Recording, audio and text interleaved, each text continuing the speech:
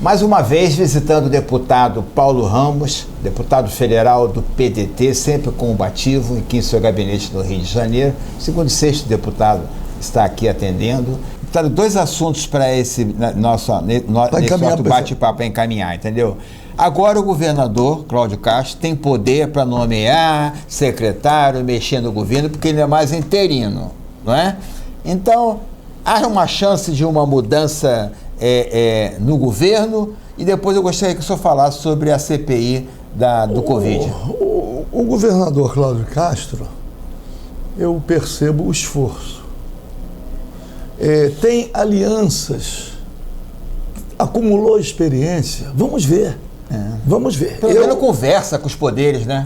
Eu penso que ele cometeu um grave erro na questão da SEDAI, quando ele aderiu. Porque o interesse do Estado do Rio de Janeiro tem o interesse da população do Rio de Janeiro e tem interesses específicos do governo. Como é que o Estado do Rio de Janeiro precisa de recursos para investir e privatiza uma empresa lucrativa, que a SEDAI é uma empresa lucrativa? Vamos ter a perda dos postos de trabalho? Vamos. Como é que eles alegam que vai gerar emprego se são 4 mil que já vão ser ceifados com a privatização? De repente, porque, na verdade, de repente os 4 mil não vão embora, né? Não, deixa eu dizer, é que não dizem as verdades. A grande questão das empresas estatais, que nós temos as empresas estatais que não detêm monopólio, que têm os competidores internos, normalmente multinacionais. A grande questão é que eles não se conformam com a remuneração que as estatais pagam. As estatais remuneram melhor os seus trabalhadores do que a sua similar privada. Como eles querem aumentar o lucro, reduzindo os salários.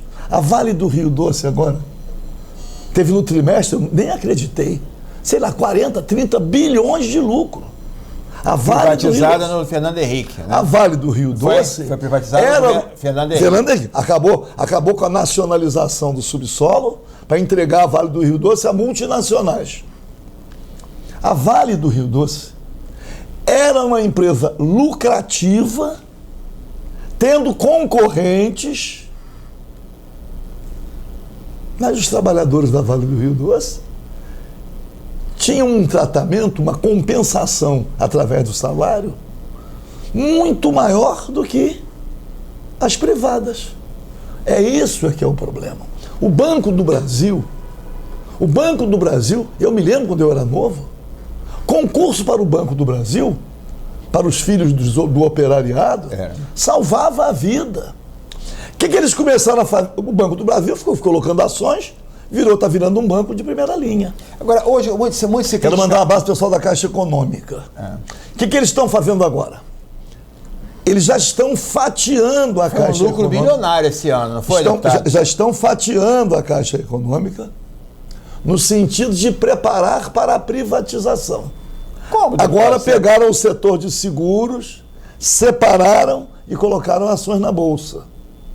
É assim que começa. Quem colocou as ações da Petrobras na Bolsa foi o Fernando Henrique, que acabou com o monopólio estatal do petróleo. O povo é que está pagando um preço. A Caixa Econômica aumenta suas atribuições. E agora quer dar palpite na economia do país, né, deputado? Não faz concurso, não admite novos... O pessoal quer, no sacrifício, a questão da vacinação, o trabalho continua, na maioria, sendo presencial. Quer dizer, então, quero mandar esse abraço ao pessoal da Caixa Econômica, que está resistindo, está denunciando, para que a Caixa Econômica, que tem um papel social, como o Banco do Brasil, já teve um papel social muito maior, mas que pelo menos eles não consigam destruir a Caixa Econômica. Mas os dados, deputados, que se apresentam agora da Caixa Econômica nesses últimos 2 anos, não estou falando, a economia vai mal, tem o Paulo Guedes, tem e tal. Bom, mas os dados que se apresentam é que teve um lucro maior dos últimos 15 anos, tanto a Caixa Econômica quanto o Banco do Brasil. Por que isso? O Banco do Brasil... Não se deve... É muito curioso. Quando não tem lucro... Deputado, eu só pergunto que as pessoas gostariam de perguntar, assim, entendeu? Né? Mas é deficitário. Eu me lembro da Companhia Siderúrgica Nacional, Também. quando no período Collor e Itamar privatizaram todas as siderúrgicas, não é isso? A Companhia Siderúrgica Nacional é deficitária, está com problema. Fornecia atos planos para empresas, para o setor automobilístico, vendia a chapa de aço por um preço menor do que o custo de produção. Aí não dá, né? Mas era para cumprir uma política. Tinha que explicar, está dando prejuízo. O Lloyd brasileiro, o Lloyd foi extinto, com mais de 100 anos, foi extinto. Ah, mas o Lloyd cumpria. O Lloyd acabou. Para onde? O que o país ganhou com a extinção do Lloyd? Qual era a competência do Lloyd? Navegação de longo curso, transporte de carga de longo curso. E hoje quem é? Hoje só multinacional. Só multinacional. A única é a da Petrobras que ainda... Mas afundaram a navegar. Onde está o grupo Fragoso Pires? Onde estão os empresários nacionais que estavam no ramo naval? Nossos estaleiros, pô. O presidente dos Estados Unidos, no discurso dele de 100 dias, ele falou nas compras internas, falou no conteúdo nacional. Aqui, os nossos estaleiros do Rio de Janeiro, a indústria naval no Rio de Janeiro, empregava quantas pessoas? Mas por quê? Conteúdo nacional. Os nossos estaleiros, tudo fechado praticamente. Quase. Vai lá no Brasfeld, em Angra dos Reis, tinha 12, 13 mil metalúrgicos, hoje está lá com 2 mil, nem sei quantos. Mas por quê?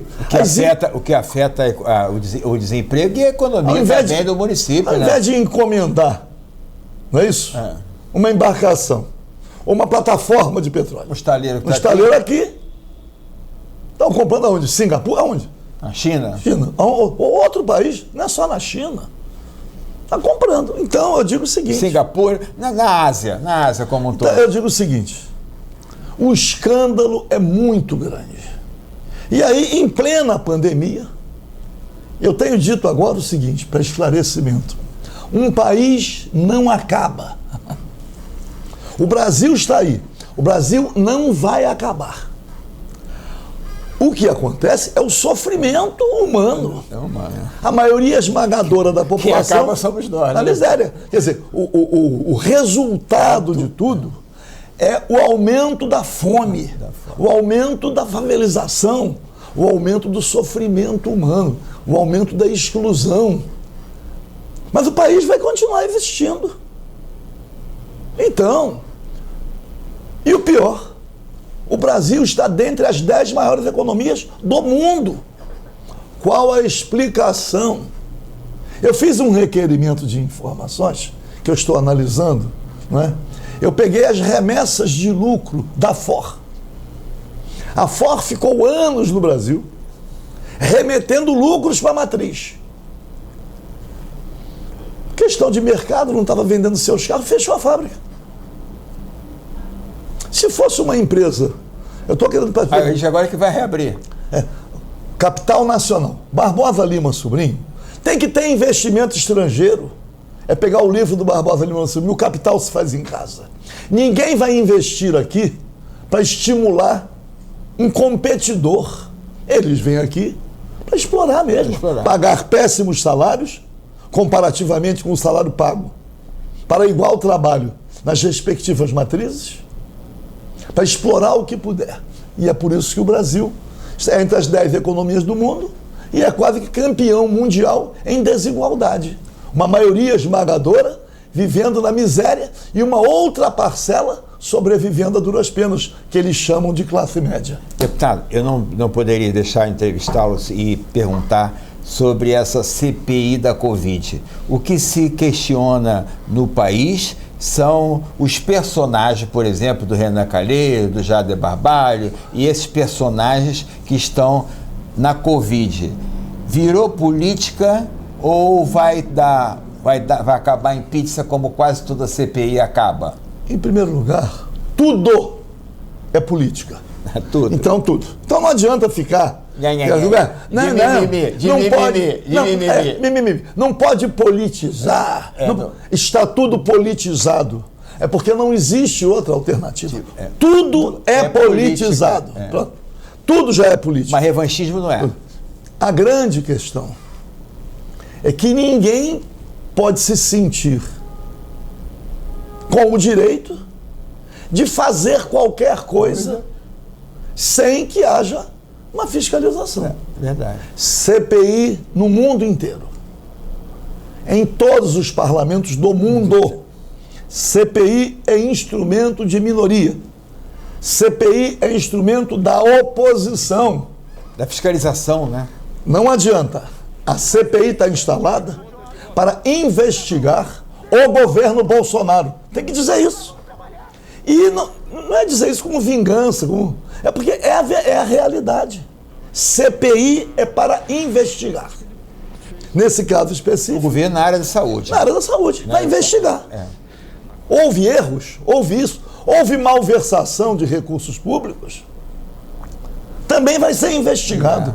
Vamos pegar a situação do Rio de Janeiro. E por que não incluiu os governadores, que o dinheiro foram repassados para os governadores? Deixa eu dizer uma coisa. Aqui no Rio de Janeiro, por exemplo, deputado, o governador foi afastado porque roubou. Deixa eu dizer uma coisa. Roubou e deixou roubar. Então, o que você está dizendo para os nossos telespectadores, que aqui no Rio de Janeiro, no âmbito estadual, houve consequências. Houve consequências. Então, parabéns para a Assembleia Legislativa do Rio de Janeiro. Deixa eu dizer uma coisa. Então, o Estado do Rio de Janeiro, naquilo que é competência do Estado, foi lá a fundo. As providências estão em curso. Resta saber se houve práticas delituosas, irregulares, apenas no âmbito do Estado. A CPI agora vai investigar. Rio de Janeiro, diz assim, o governo federal transferiu recursos. Mas transferiu e abandonou como se fosse um pombo que voa, tinha que fiscalizar. O que é Rio de Janeiro? Rio de Janeiro tem a maior rede de hospitais federais do país. Tem os hospitais com especialidade, Instituto Nacional do Câncer, Traumato-Ortopedia, Instituto do Coração. Tem os hospitais universitários, não é isso? Tem a rede de hospitais gerais, Ipanema, Lagoa, Bom Sucesso, Andaraí. Tem os hospitais militares, que não são poucos. Somando essa rede toda, diz assim, haveria no estado do Rio de Janeiro a necessidade da construção de hospitais chamados de campanha, que funcionaram episodicamente e a crise ainda está aí. Hospitais que iniciaram a construção e a construção não foi concluída, parando em fases diversas, hospitais concluídos que não foram equipados, e equipamentos comprados com roubalheira. Quer saber o seguinte, no Rio de Janeiro, leitos ociosos. Houve uma coordenação no Rio de Janeiro para pegar hospital por hospital. Estou falando dos federais. Quer dizer, nós temos tantos leitos ociosos no Bom Sucesso, no Ipanema, no Lagoa, no Andaraí, nos hospitais tais, temos isso. Nos hospitais das Forças Armadas tem, tudo. Teria essa... Então não há necessidade de hospital de campanha. O Supremo Tribunal Federal não deu poderes aos governadores de fazer isso, né? Só uma parte, só para lembrar, hospital de campanha. O prefeito Eduardo Paes hoje, em maio, nós estamos com índice aqui, é blackout, o caramba, tinha 500 leitos no hospital prontos, equipados, e ele mandou fechar. Aí 4 meses depois, o caos. Deixa eu lhe dizer. Isso é um... Não, temos que analisar causa e consequência. Né? A grande questão, qualquer gestor hoje teme. Qualquer gestor teme. E eu não quero defender. O prefeito Eduardo Paes assumiu a prefeitura em plena ebulição do ilícito. Mas eu digo o seguinte, haveria a necessidade de transferir recursos para a construção de hospitais de campanha? Haveria? Não. Necessariamente não. Podia pegar esse... Agora, mas esse dinheiro foi para a saúde, não foi específico para o hospital de campanha. Por que fez parceria com uma rede privada para ceder leitos no Hospital da Lagoa? Então por que não cedeu para o SUS? Que já integrava o SUS. Essas OS é um inferno, deputado. O que eu estou dizendo é o seguinte: no estado do Rio de Janeiro, aquilo que era estadual teve algum controle responsabilizando. No estado do Rio de Janeiro. Agora. E o resto do país? Não. Isso na esfera estadual. Manaus, deputado, Manaus, por exemplo.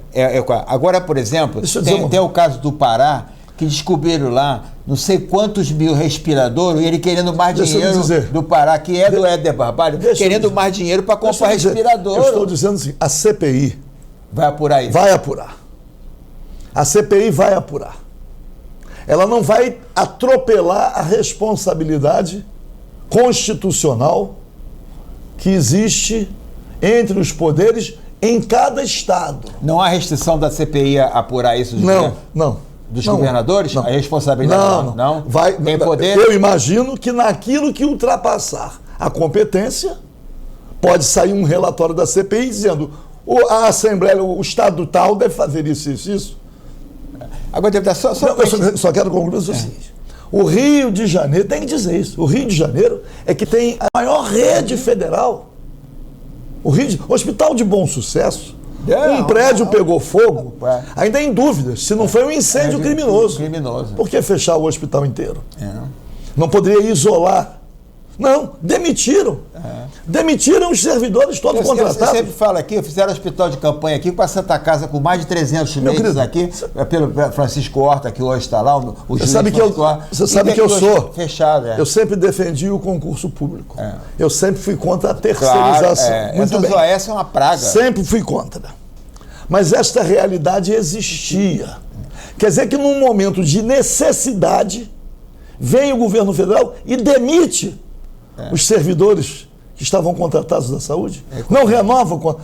Tem que explicar isso. Agora, quem é que tem que investigar isto? Não é o Estado, é a CPI federal. Agora, deputado, deixa eu... E eu não estou ainda atribuindo nenhuma prática ilícita.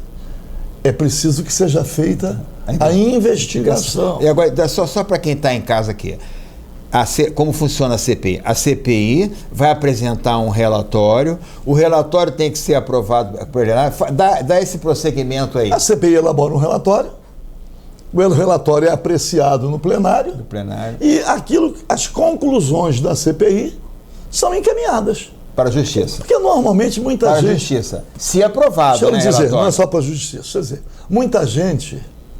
A CPI deu em pizza. Não, a CPI não deu em pizza. A CPI encaminhou. Porque o Poder Legislativo, quando ele investiga, ele não tem competência ampla para dar prosseguimento àquilo que foi investigado. Manda para o Ministério Público, manda para os tribunais de contas, manda para os órgãos que são... E encerra a participação do Legislativo. Se não tem desdobramento... Não é culpa do Legislativo. Não é culpa do Legislativo. O Legislativo tem prerrogativa de tomar providências. Por exemplo, um impeachment do governador. Foi a Assembleia Legislativa, que era a competência da Assembleia Legislativa. Fiscalizar. Agora, denunciar a prática não é competência do Legislativo. Denunciar no sentido jurídico. No sentido jurídico. Então, o relatório apresenta... A grande questão é que a pandemia está ainda sem controle.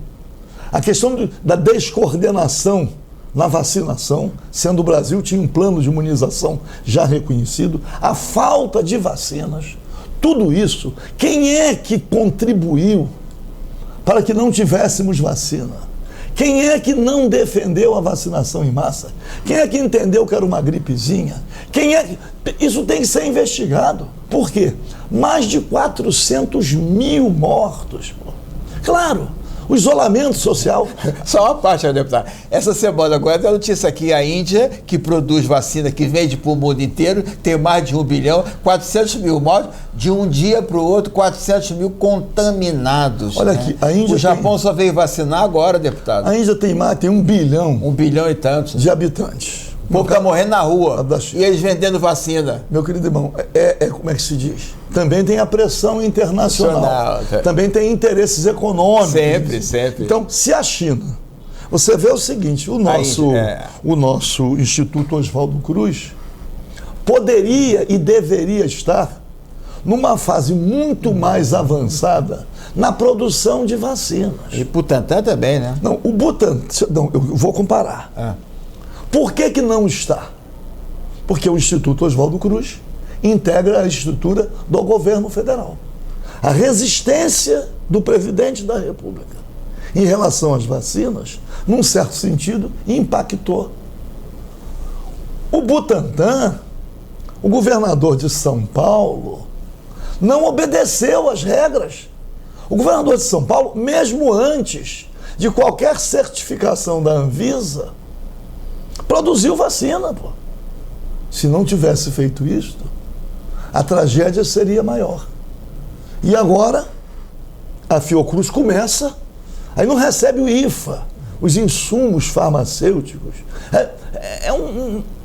E a questão de compartilhar a responsabilidade. Quando o Supremo Tribunal Federal... Nós vamos ter uma vacina brasileira. Quando o Supremo Tribunal Federal decidiu que a responsabilidade em relação a providências estava compartilhada com governadores e prefeitos, naquela fase, o governo federal se recusava, inclusive, não tomava as providências que deveria ter tomado em termos de coordenação de ações. E mais, negava a necessidade. Agora está comprovado. Os municípios que fizeram o isolamento mais rigoroso estão mais distantes da contaminação. Aqui, Caduque de Caxias, o povo está na fila aí de dias e dias aqui, porque não seguiu o cronograma, né? É duro. Cada município tem uma gestão, né, deputado? E o custo também... Não houve um projeto nacional. Não, e o custo? O custo da vacinação, tem o custo da vacina e tem o custo da vacinação. A quantidade impõe a logística. Aí você faz várias vezes o mesmo procedimento. É repetitivo por quê? Porque o alcance é pequeno. Agora tem outro drama. Não tem vacina para a segunda dose. E aí, quanto tempo pode ser? Mas a outra de 15 em 15 dias. A outra 3 meses. Como é que resolve isso? Mas tem, por exemplo, no caso aqui de Duque de Caxias que eu citei, deputado, nada contra a prefeitura, mas pegou as vacinas de segunda dose e deu para quem estava tomando primeira dose, né? E antecipou, estava 70 anos, 65 anos, ele avançou, aí deu a zona isso, né? O que eu digo. A logística, aí o prefeito diz assim o seguinte, não sou eu que faço a fila. Quem sofre, olha aqui, infelizmente, o tempo acabou. Quem sofre é o povo. Sempre. A grande questão é que já está comprovado. Massificação da vacina. E progressivamente, porque quem está desempregado, quem perdeu o emprego, quem está sem renda, quanto menor a renda, maior o sofrimento. E o sofrimento está alcançando parcelas expressivas da população, mas a população de baixa renda. E essa população é que é seduzida pelo discurso negacionista. Deputado, nós estamos gravando o programa e está chegando a hora que o senhor faz uma live todas as segundas-feiras, né? Que é pela internet, né? É 1 hora, é 10 horas da manhã. Café da manhã com o Paulo Ramos. Toda segunda-feira tem aí já os mecanismos de acesso. Das redes sociais. Nas redes sociais. E quem quiser participar, fazendo críticas também. Porque às vezes a gente faz um programa aberto. É interativo. Quem quiser criticar, eu sempre solicito, que seja um debate, que eu digo, com alguma serenidade. Pode ser contundência, pode ser veemência, não é?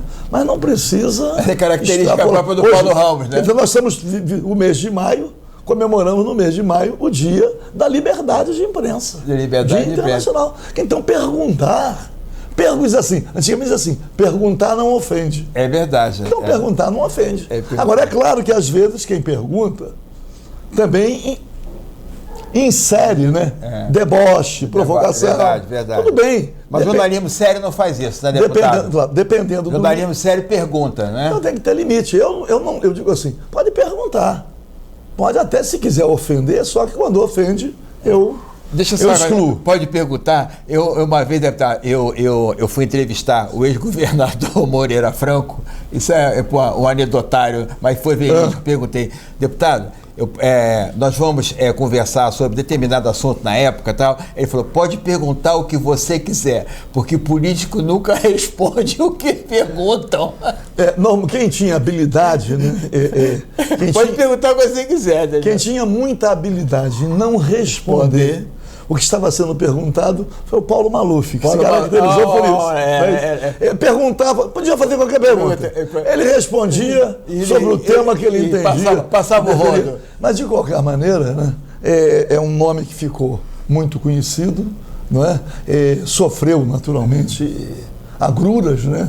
Justas ou injustas, mas... Ainda está doente ainda. Porque diz assim, né? Irresponsável é aquele que não responde pelos seus atos.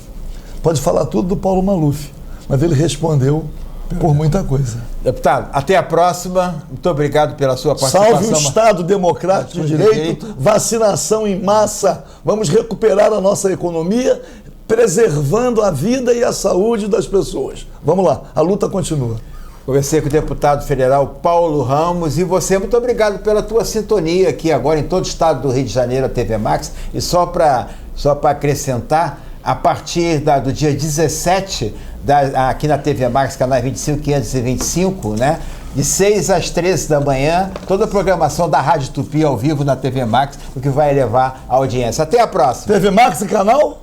Canal 25 e 525 da NET. E para quem não é assinante no Brasil inteiro, até do celular, www.tvmax.net.